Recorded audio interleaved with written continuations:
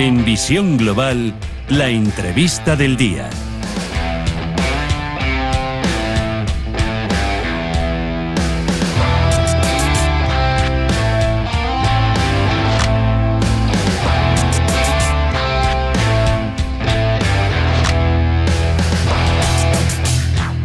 Con el escenario de fondo de Sharm el Sheikh en Egipto, ya podemos decir que es oficial. Tanto Donald Trump como el resto de líderes mundiales han firmado el acuerdo de paz en Gaza. Israel y Hamás han sido los grandes ausentes, pero hemos visto cómo Donald Trump, antes de ir a Egipto, ha hablado ante el Parlamento israelí, ante la Knesset, y ha hablado también en términos generales no solo de paz en Gaza, sino de un nuevo amanecer en Oriente Medio. Vamos a analizar las principales claves de la cumbre en Egipto y también del discurso de Donald Trump con Armando Álvarez García Jr. Es profesor de Derecho Internacional, Relaciones Internacionales y Geopolítica, Geoeconomía en la UNIR, en la Universidad Internacional de La Rioja. Armando, ¿qué tal estás? Buenas tardes. Hola, buenas tardes, Marta. Un placer estar contigo. Muchísimas gracias por acompañarnos, Armando, sobre todo de la cumbre en Egipto, de la firma del documento por parte de Trump y otros líderes mundiales. ¿Con qué tenemos que quedarnos? Sobre todo, ¿qué va más allá de lo simbólico de la firma de este acuerdo? ¿Y en qué punto estamos? Porque Trump ha dicho que este acuerdo ya cerraba la fase 1 y que ahora estábamos entrando en la segunda fase. Entendemos, por tanto, que estamos hablando ya de un escenario que pretende extender el alto el fuego y pretende la resolución total del conflicto, aunque no sé hasta qué punto podemos empezar a hablar ya de resolución del conflicto. Bem, há uma série de aspectos que me gostaria de comentar diretamente relacionado com isso, né? O tema do Egito é bastante interessante, porque novamente já ocorreu em passado, ha sido protagonista, né? Especialmente em esta firma do acordo de paz para Gaza. E como havias comentado, Marta, Trump junto com os presidentes de Egito, Turquia e Emir de Qatar, rubricou o documento que põe fim a mais de 2 anos de guerra, né? E o texto foi avalado por uma vintena de países, de líderes internacionais, e consagra, e daqui quero tender ponto para outro aspecto, consagra a participação das potências garantes, né? Estados Unidos, Catar, Egito e Turquia, em la fase de reconstrução.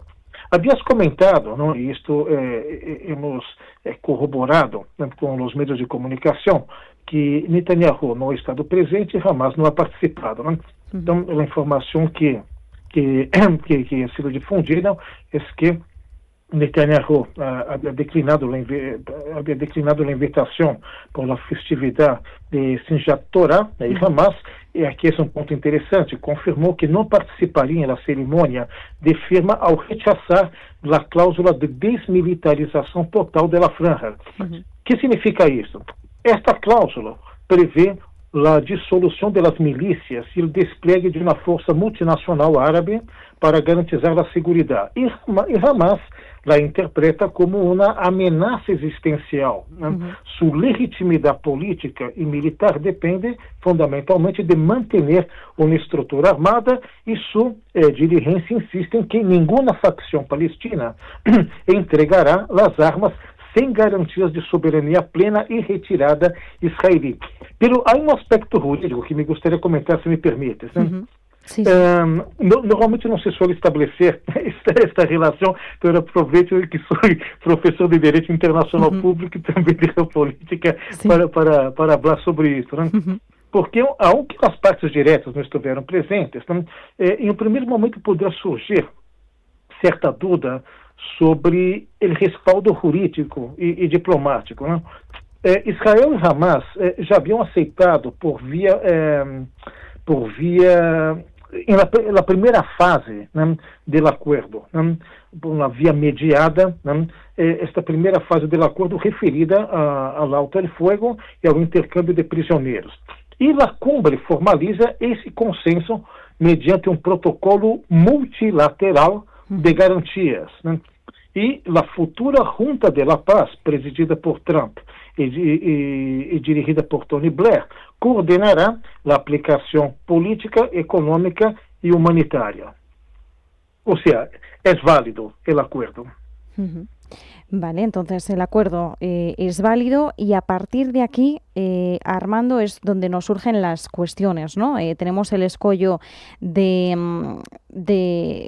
la cuestión del desarme de Hamás. Como bien nos indicabas, el grupo lo interpreta como una amenaza existencial, asegura que no va a entregar las armas sin que haya unas garantías de seguridad, quiere mantener una estructura armada, pero sabemos que esto obstaculizaría el avance del propio futuro de la Franja de Gaza. Sabemos que también esto es una línea roja para Israel. Entonces nos preguntamos cuál puede ser el avance real si este sigue siendo un principal punto de fricción.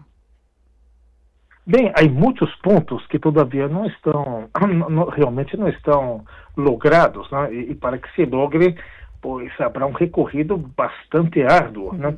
Porque o plano inclui fundamentalmente 3 etapas: a desmilitarização, bajo supervisão internacional, que já é um escolho, né? A criação de um comitê tecnocrático palestino encarregado da gestão civil, que é um outro escolho, considerando o número de desplaçados, o número de edifícios a reconstruir, etc., né? E a posta em marcha de um fundo internacional de reconstrução, com aportes de Estados Unidos, da União Europeia e de distintos países árabes, né?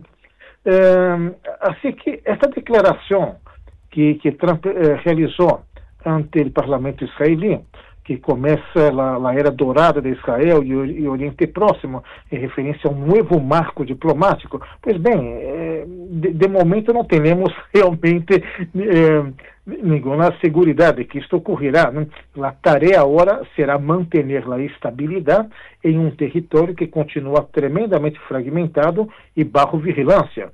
O tranque de hoje que hemos tenido abre a porta a uma etapa importante, uma etapa inédita, né?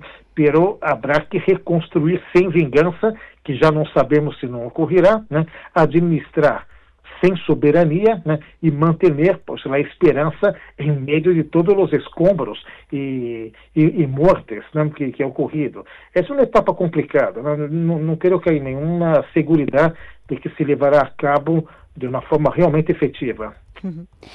Respecto a la intervención de Donald Trump ante la Knesset, Armando, le ha solicitado al presidente Isaac Herzog el indulto a Netanyahu, que sabemos que sigue el juicio abierto por 3 casos de corrupción.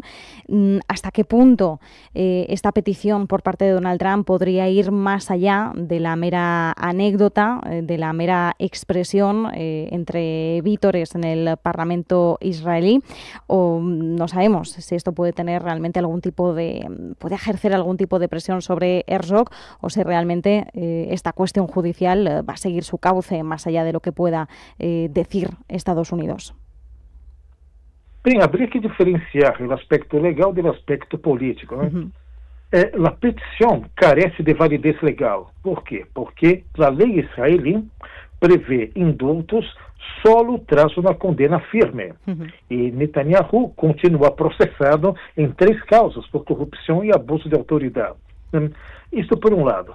Por outro, Trump utiliza o resto com fins políticos para reforçar seu relato de liderazgo personal, né, e blindar a imagem de seu aliado ante a opinião pública internacional.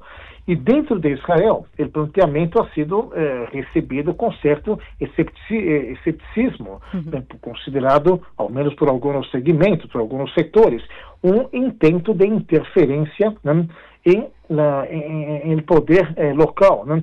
Pero a ideia é que Trump basicamente busca concluir, né, a guerra com uma absolução moral para seu aliado, né?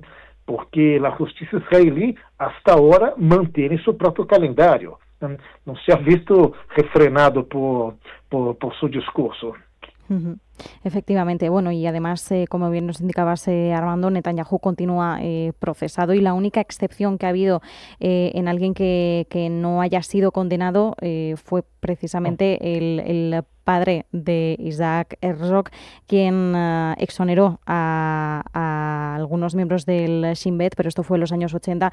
No sabemos si Donald Trump, conocedor de esto, ha querido de alguna forma lanzarle ese guante a Herzog. Pero bueno, nosotros nos quedamos con este análisis, todavía con muchas cuestiones en el aire, pero con la mirada puesta en lo que ya se ha conseguido, en la resolución de esta primera fase del acuerdo de paz en Gaza, en la firma de este documento y pendientes de las evoluciones y de cómo puedan salvarse los obstáculos, las líneas rojas que todavía están encima de la mesa. Armando Álvarez García Jr., profesor de Derecho Internacional, Relaciones Internacionales y Geopolítica, Geoeconomía en la Universidad Internacional de La Rioja. Muchísimas gracias, un abrazo. Muchísimas gracias, un abrazo. Adiós.